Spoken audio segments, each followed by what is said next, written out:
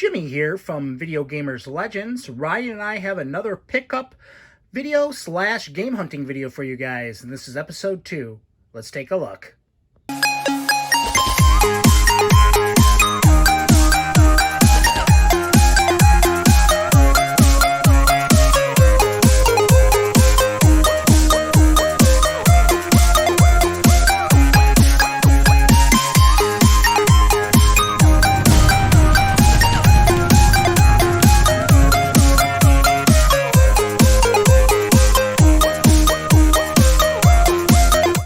Okay, before we start this video, I'd like to give a couple shout outs. Now, Ryan, Marty, and I would like to thank our subscribers.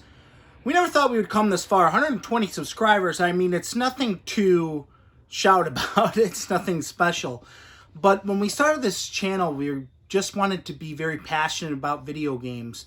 It was predicated on just being regular guys, loving video games, talking about them, something that we're passionate about. So for anybody to tune in to two hefty family guys that like to do that in their spare time, it's just absolutely great. Also, there's another gentleman I would like to thank. His name is Soar Aaron, and that is his YouTube channel. I'll leave a link below in the description. He's another small gaming channel. I think it's great that small gaming channels reach out to each other and they support each other. He does a lot of pickup videos, things of that nature, things like we do, funny, a lot of comedy. And I just wanted to give him a shout out. And there's also other channels that I'd also like to recognize, like Art by Act, or channels like Life of Banas, people like that, Nerd Strategy, people that I are friends with in Discords and friends just in the general gaming community. So I think that's great. Okay, let's dive into the games. So, first we have, in 1991, it was released, and this was Konami. They released Castlevania 4. Now, this was the first Castlevania game I've ever played. Now, I know that this is a huge in terms of a following. Castlevania, it's beloved by many fans, and Castlevania 4 is, I know a lot of people would argue with me and think that Bloodlines is better from Sega Genesis, but there's something about Castlevania 4 that I like better. I don't know what it is. I don't know if it's just because I was a Super Nintendo fan, or I just like the level design a little bit better. But it's a very challenging game. I mean, it's a platformer, and one of the things I hate about it is if you're walking around with Simon and he gets hit, there's an animation where he jumps back. So that's kind of difficult, and you fall down holes and stuff like that. But I always think about it when I was a kid and the intro to the game, when there's thunder and lightning that come down and the creepy music and it strikes that tombstone and there's a little bat that flies out. I was like, oh my gosh, this is awesome. But, I'm just great to have this back in my collection. I got this from Japan and it took about a month to get here. So glad to have that. Okay, MotorStorm Pacific Rift. Now, I have the original MotorStorm game on the PlayStation 3. My son loves that game, so we're excited to dive into this one. This one, I think, is a little bit better, just because the tracks are more unique. I mean, you're on an island, so you go around palm trees. There's different areas of the track that you can go through, and depending on what vehicles you have, really can strategize how you want to view each race, or go about each race. The first game was more like mud tracks, so kind of like that style. So this one I think is just a little bit better than that one. Plus awesome soundtracks, plus any kind of racing games where you have ATVs, buggies, dune buggies, motorcycles, I'm all in. And when I first started becoming a gamer when I was younger, I didn't really like racing games. I mean, my favorite racing game was like Excitebike, and other than the Mario Kart games, I didn't really like.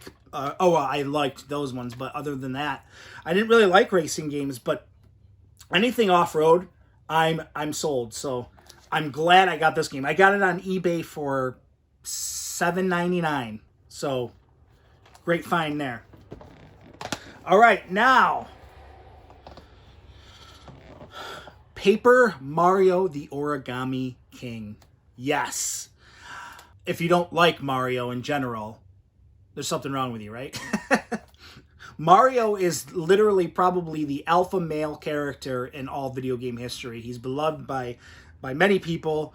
The Paper Mario game, the last one that I played is GameCube, and I loved that game. I'm only about a couple hours into this game. I haven't had a chance to play it a lot. I got this and Ghost of Tsushima at launch, so on the 17th. So, but this game, the level design is great, and I'm having a really good, fun time with it. The battle system's kind of unique and different. It doesn't have as many RPG elements as other games like Super Mario RPG, for example, for the Super Nintendo. The battle system's hard to explain. All I can say, it's unique and different. But the level design is great. It's charming. The humor is with the dialogue is fantastic. Mario's amazing. So definitely check this out. It definitely is a must buy. So, and I'm only an hour in and I love it. So a couple hours in maybe, and I love it. So Ghost of Tsushima.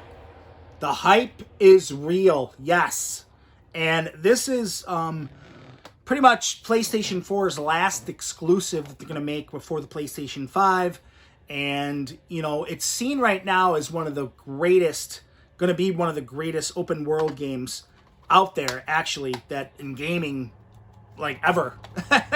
And I would have to agree so far. I'm about 3 hours into this game because I'm really, really loving it. I had just beat The Last of Us 2 a couple days ago, and the visuals and the graphics for that game were far to none amazing, unbelievable, and this does the same, probably better in my eyes, to be honest with you personally. What they do here, Sucker Punch, who made this game, they really capture the atmosphere of Japan. So they do a really good job of, you know, captivating the whole essence of the land of Tsushima in Japan back then. So I don't know. And you know, with Jin and just fighting with a katana, with the fighting mechanics in this game, and slaying Mongols with a sword is just absolutely satisfying. I must say, it never gets old. So this is great. Definitely a must-buy if you have PlayStation 4.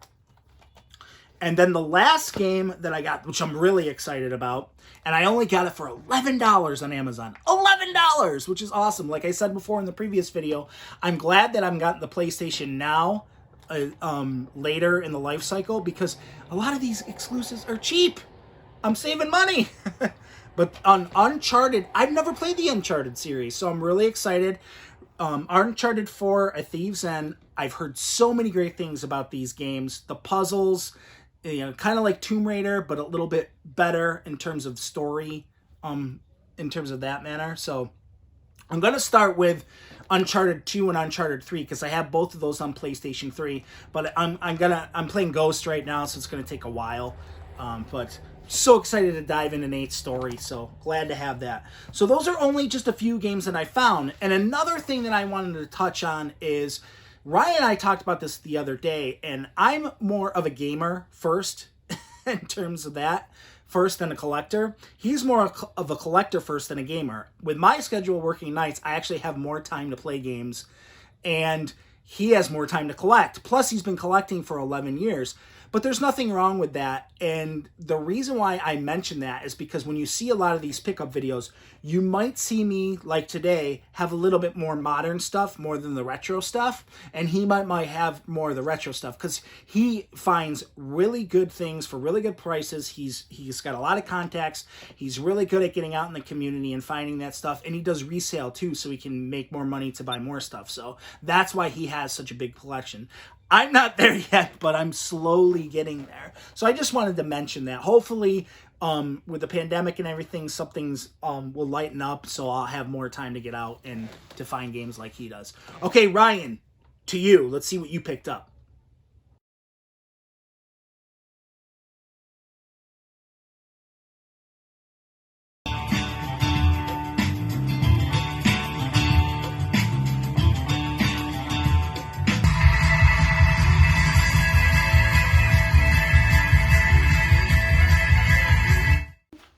Okay, so we're at a yard sale and I'm finding some stuff here. Peanuts. And I got some Sega stuff saved for me up at the front, so we'll go through that and show you what I got out of the Sega stuff. Here's the Sega stuff that we'll go through. For you guys for your game. Alright guys, so Beth and I got that box of Sega stuff at a sale in Silver Creek, New York. Very happy with it. Super good Sega stuff. Boxed. Most of it has instruction booklets in great shape. Most of them even have the posters. Pretty happy. They even had the, what were the tickets? The little patent tickets in the cases. You don't see those either. They're in amazing shape. I can't wait to go over this stuff with you guys. Super happy with the pickup. I'll go over how much I paid for it as well. So let's get to it. All right, so here's that Sega box. We're just gonna go through them real quick here. We got Golden Axe 2. Like I said, Western New York and cartridge stuff is hard to find, but I was happy with it. This one does not have the manual, but those are the little tickets we were talking about, Beth and I. No patent tickets, those are kind of cool, but this one's got the poster. Really good shape. I don't have a lot of these in my collection, so I was really happy with this. Sega Classic Golden Axe. The first one, so I got 1 and 2. That one does have manual. Let's see, Jurassic Park. Oh man, classic. Used to play this as a kid. Used to rent this from the video game store down the road all the time. I think there's another one here that I used to as well, which is this one right here, Tasmania. So, pretty nostalgic stuff too, and you know, you can't beat it. That feeling of finding stuff you used to play as a kid. Jewel Master. Never played this one, so I'm excited to try this out. Oh, it looks pretty cool. This one's complete as well with the poster.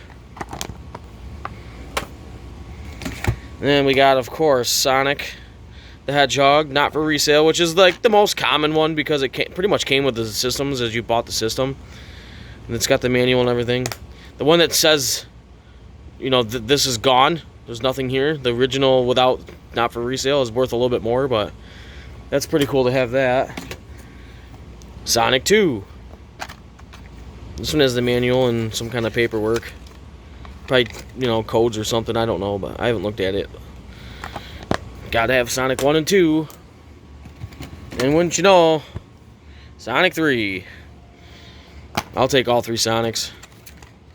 I think I do have 1 and 2 already in my collection, but not 3, so.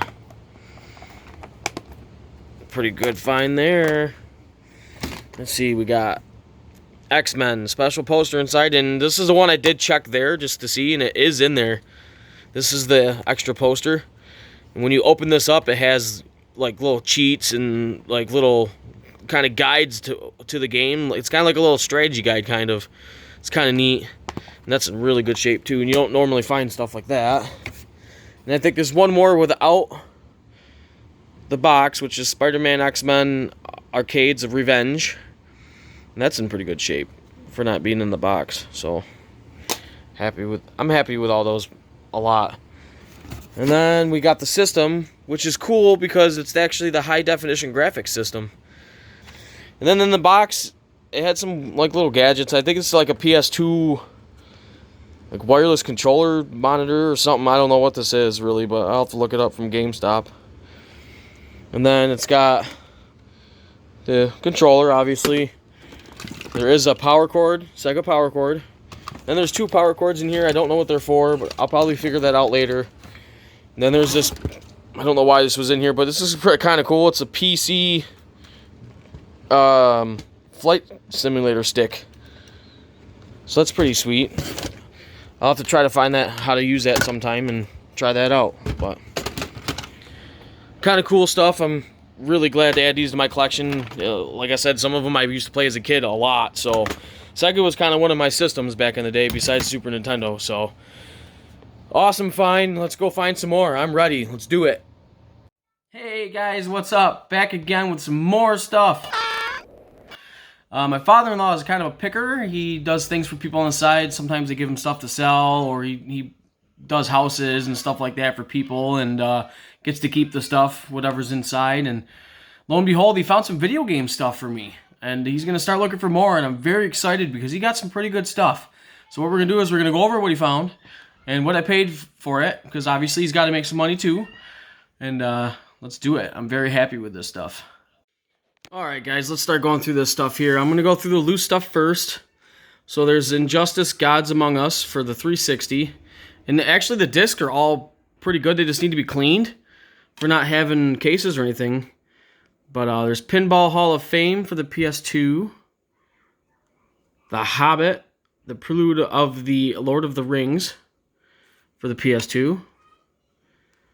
Grand Theft Auto Liberty Stories Double Pack. There's only one disc though, but that's cool.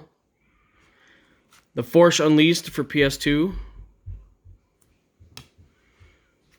This is the Shadow of Colossus for PS2.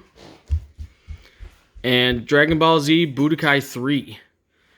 And what's cool is it even's got the booklet too, so almost complete. Just need the case, and that's a pretty good game right there for price wise. So I was happy with that. We got Midnight Club Street Racing, Guitar Hero Legends of Rock, The Elder Scrolls Skyrim. I thought this was kind of cool. It's not really, it's kind of a PC game, but Shonen Jump Yu-Gi-Oh! Online. It's kind of neat. A little bit scratched up that one is, but I'm not going to complain. Got Final Fantasy Arcade Party Pack. These are all PS1 games, and they're all complete. Namco Museum Volume 1, and actually Volume 3 is in there as well, as you can see. So there's actually 2 games in there. Got Test Drive Off-Road 3. Dragon Ball Z Ultimate Battle 22. These are all in really good shape. A Death Trap Dungeon. I don't normally see this one in the wild. It's not an expensive game, but it's cool to add to the collection. I'm excited to play that. So, one of my favorites, Road Rash. And actually in this one, there's the colored top disc and the non-colored top disc. So actually there's 2 Road Rashes in there. Happy with that. This is an uncommon game I've never seen. XCOM UFO Defense. I've never played this one either, but it's kind of an uncommon game for the PS1. I think it's like $20 loose maybe. Maybe $30 complete, I think, if I'm not mistaken. There's another good one. Spyro Riptoids Rage. And it's the gold booklet cover. I do have this game, but I don't have the gold one, so that's going to be added to the collection. Another really good one. Contra, Legacy of War. Now, I used to play this as a kid, so I'm very excited to do this again. Very, very good and hard game for the PS1. Siphon Filter. Good game. Cubix, Robots for Everyone. I mean, it's not something I normally play, but I'm going to try it. Activision Classic Games for the Atari. So that's pretty neat. The Game of Life for the PS1. Monopoly. And this one is the only one that's not complete. I'll find the booklet sooner or later. Crash Bash. Yes, it does have the back. Just need the booklet for it to be complete. Alright, so that's just that stuff. Then there was, it looks like it's been chewed on, but it's the Guitar Hero plug-in part that you need to use the guitar for the wireless. And usually those are pretty hard to find. I don't know if that's going to work, but we're going to try it out. This is pretty neat. Old school Mad Catz Memory Cube for the GameCube. That's cool. Got a 360 pad or something like that. Or keyboard if you want to call it. These are pretty cool. Got 2 360 controllers. And these are in pretty good shape. The sticks seem good. They're not too worn out. The buttons are all good. So I'm happy with those. An old school 360 hard drive. Doesn't say how many gigs it is, but I'm sure I'll test it out and find out. And the 2 golds. Mario Kart 64. I'll clean it up, make it look nice. Yeah, the back is the greatest, but I'll at least clean the cartridge up and make it look a lot better. And then Donkey Kong 64. It's got a little tear here, but oh, the back's kind of got a big tear, but it's still a great game. Easy money maker, you know. Probably this condition, I'll probably sell it for 15, 20 bucks. Usually they go for like 30, I think. But I'll make some of my money back because I already have Donkey Kong. I think I actually already have Mario Kart too, so. But not bad pickups at all. I gave them 47 bucks for everything. I think that's a pretty good deal. Most of it's going in the collection because I don't have a lot of PS1 games. So, happy with that.